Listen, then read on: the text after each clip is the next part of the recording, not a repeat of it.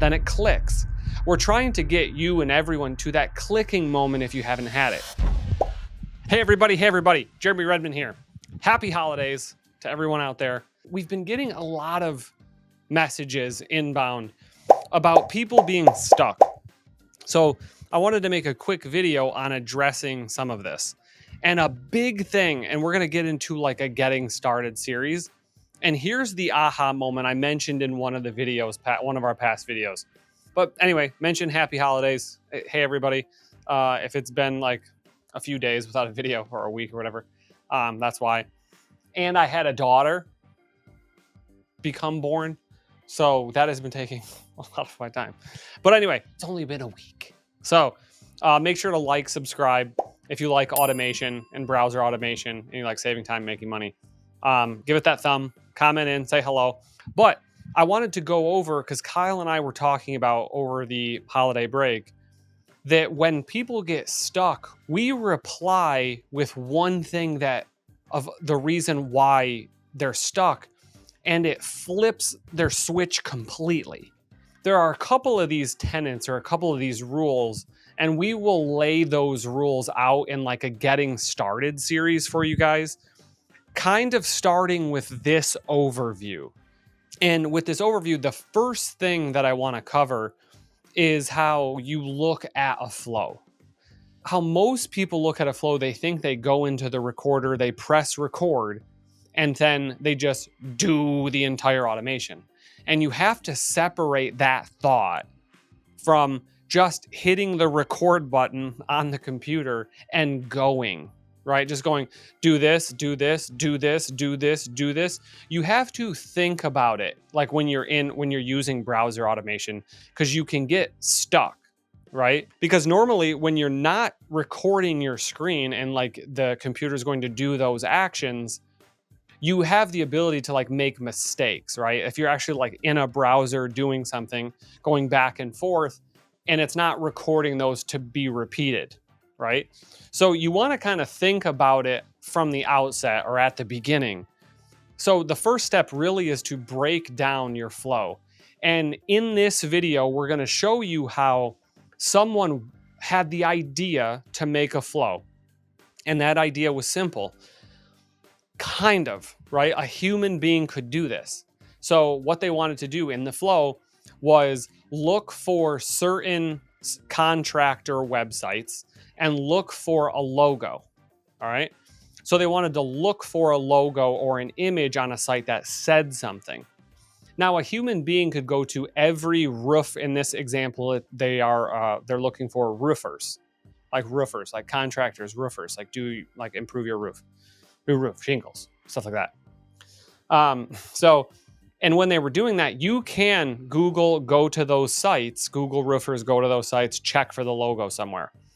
But they wanted to go in, check for this logo, but we went and we did check a contractor, and that check a contractor had a website. We went to that website, we're able to scrape all those contractors, right? And then go to Yelp and then scrape all of those contractors. And all you have to do is compare the lists, okay? And you can do that automatically, and it saves you 28 hours of searching and Googling and going through it. So while yes, that is the exact same result, thought about in a different way. So let me know if you understand that in the comments. So a human, you would hire a VA to do, hey, look for go to this website. So Google this, go to their website, look to see if that logo exists, and then let me know and write down their information. One, that's going to take a virtual assistant forever. And you want our system to read if something is or is not there, right? So it's is not there, which is the tricky part. You can do it, but it gets so complex and so complicated. And if you think about a flow in browser automation differently, like what's another way I could get this information? Oh, not through one flow, but two flows. One flow where I scrape that certification website, which you'll see, and another one where I scrape other roofers in this area from Yelp or Google. and then just compare the two. That takes you, it's so easy to think about it that way. I hope this makes sense a little bit, and we're going to demonstrate how this makes sense for you. But take this as like a lesson one where, hey, you can get to the same desired result. And if you're stuck, let us know. But most of the things in the tool are really good. It's just we're like, a lot of people are hung up on one small thing. And trust me, I'm with you. It doesn't seem like a small thing when you've been trying at it. So yell at me on here. Let me know. Let me know. Like, that's what we're trying to create, this community where you can feel free to yell at me on this channel and we'll improve it. Because normally it's just one thing, and or maybe one or two little things, little things, or one bigger thing, whatever. And then it's like flip. Oh my gosh, amazing. And then it clicks. We're trying to get you and everyone to that clicking moment if you haven't had it. So if you hadn't had it, just let me know. And we'll be releasing the round robin Calendly so we can jump on a 10-minute call with anyone who needs it and figure out what that moment is. Okay? So we want to figure out what that moment is. But check out this video. We go through their flow a little bit and then how we kind of break it down. So check it out. Let me know what you think. See you on the other side. So go to Google, type roofers in, and it's gone to local roofers. So what I then want to do is go through, click on all these websites and see if they're on Checkatrade. So this company here is a proud member of checkatrade.com.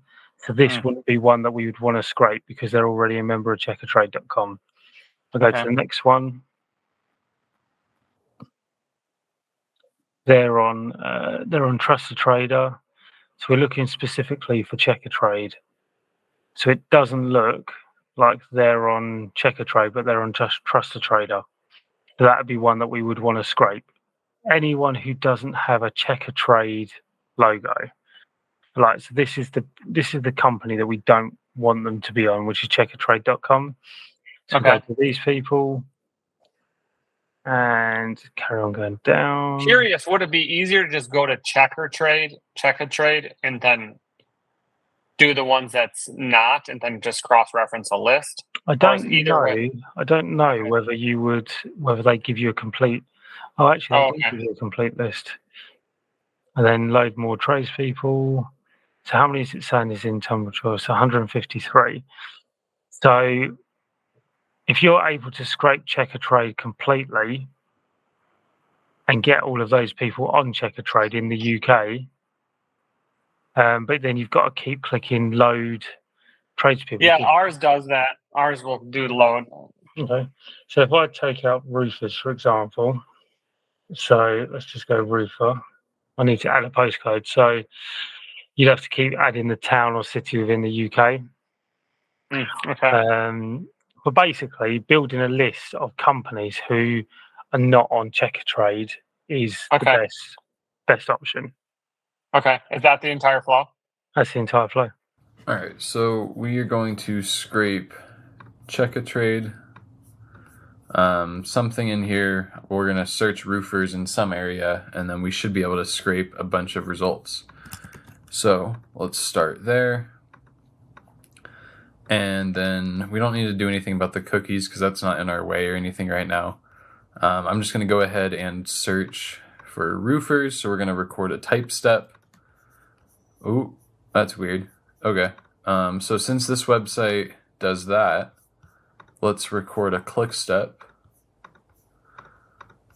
And then we can confirm this. I'm going to click play. That way it does this step in the background. And you'll see that this opened this pop-up. Now we're going to go ahead and record a type step. Roofers, I think that's what we were supposed to be looking for. And then roofer, and then confirm, record a click. And this could be fine by text if we wanted to.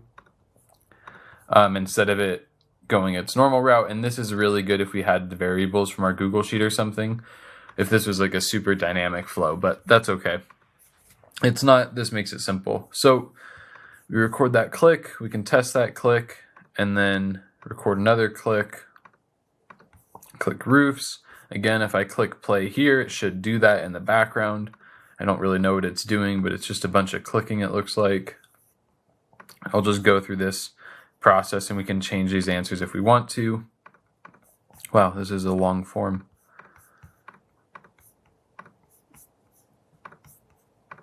Wow, okay. And then let's record a type step. And then let's record a click step of the search button. And cool. So what type of pagination do we have? Okay, so we're going to want to click this load more tradespeople. I don't know if this just keeps showing up. Yep, okay. So this is really similar to things like LinkedIn. What we can do is we can record a click step of this load more tradespeople button. And then we can probably make this just fine by text. So I'll do advanced settings, load more tradespeople. And then we're going to get into some of these other settings as we go. But that's it for now. So what this will do, this click search, and then we want to handle loading more people. I'll get into some more of these later, but we're going to want to scrape this button. That way we can use it in a filter. So we're going to click this, and then we're going to try to scrape it. That way we can check if the button's still there. And I think that'll work. So this clicks it, and then we try to scrape it. Let's add a quick delay here. What this does, this makes it so that we can click the button, wait a second, and then we're going to check if the button still exists, as if there's like another button on the page, another load more. We can use filter. I'm going to need to change these steps because I don't remember which is which.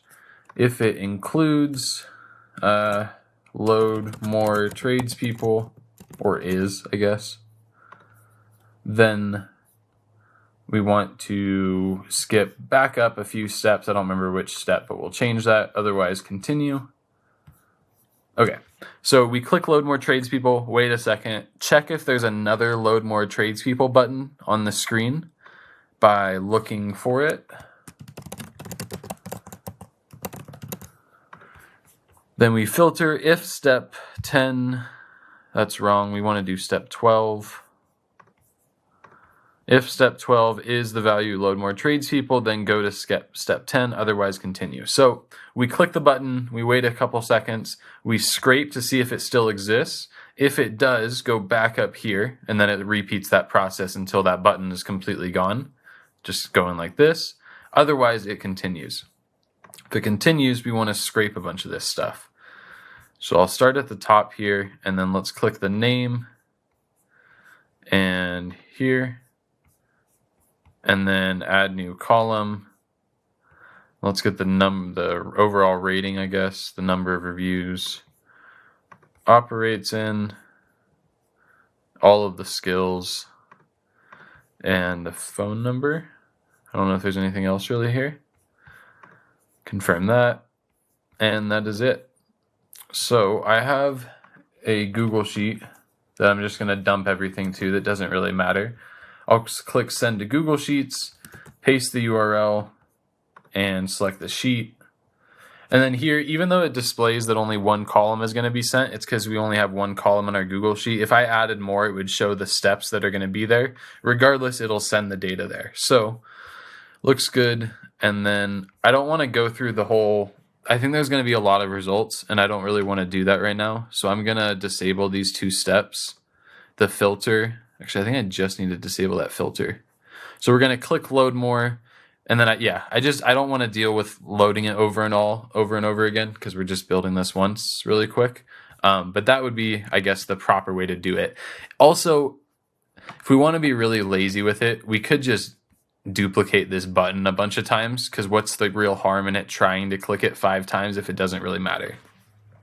The other thing we can do is if this click fails, meaning that there's no load more button on the page at all, let's go ahead and skip to, I think it was step 14. Yeah. So if there's no loading results, let's just skip over the delay and scrape. It doesn't really matter. but just a cleanliness thing. Then let's click play steps. And then here it's going to click first, then type.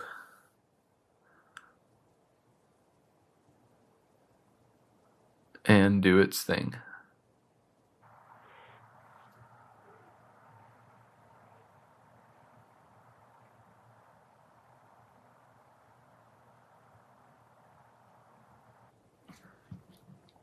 All right, and then data out, we will see that it got all of these. I don't know what step 13, I think that's the filter not having anything returned. That's okay, we can ignore that. That's just because nothing ran there. And then if I go to my Google Sheet, we will see that everything was sent. So this is scraping check a trade. The only weird thing about this website, I think, was this clicking and then having to type in that input field. Otherwise, everything here seems pretty normal. All right, let's see how we can scrape Yelp. So first up, we're gonna scrape a list. We're gonna get the, let's go ahead and get the name here, and then we can get, after we get the name, actually, I guess we just want to duplicate this and get the links. So this gives me everybody's name and a link to their profile. Then we can record a click step of clicking this next button here. Let's do this. And let's add a quick delay step so that that has time to load. And that should be it. Let's just test that and make sure that switches, and we are good. So last thing is going to be making this a loop trigger. That way it loops over things. Let's go ahead and change it here. We don't need data from Google Sheets because we're just going to loop, I think it was like whatever, 10 times because of how many times we want to click that next button. So here, for the loop, we want to make sure that this loops from step 2 to step 5 because we don't want to repeat going to this page every time. We want to go there once, and then after we get to the end and click next page, we just want to scrape again.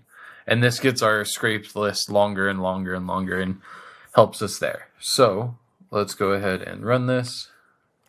So I'll hit play.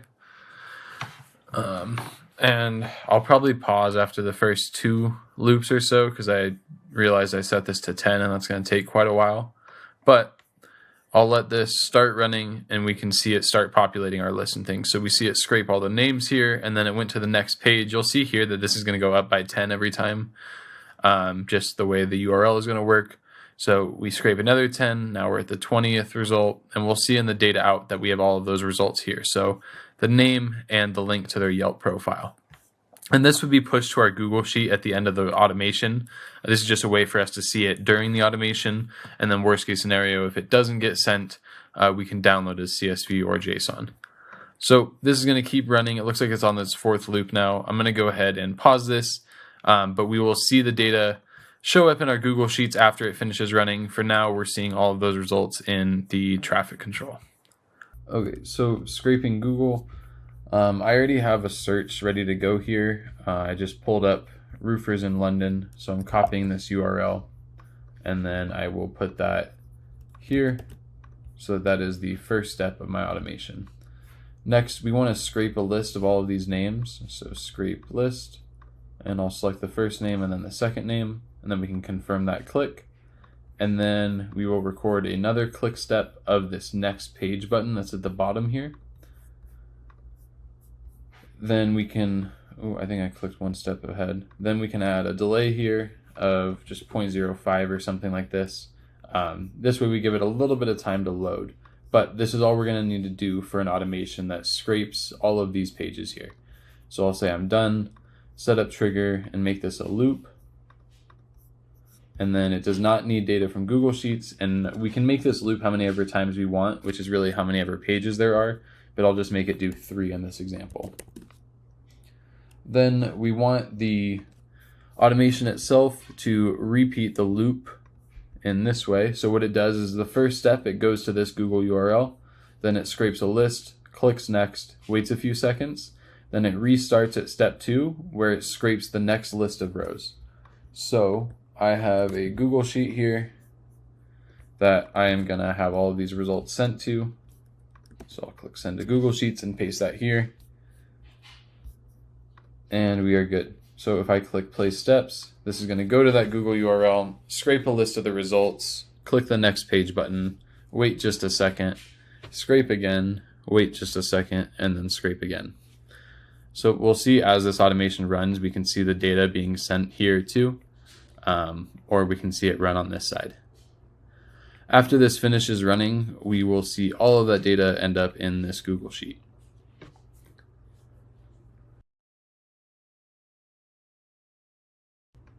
And I think we have like 60 or so rows. Yep. Which should be every result, I guess, from the Google listing, or for 3 pages worth.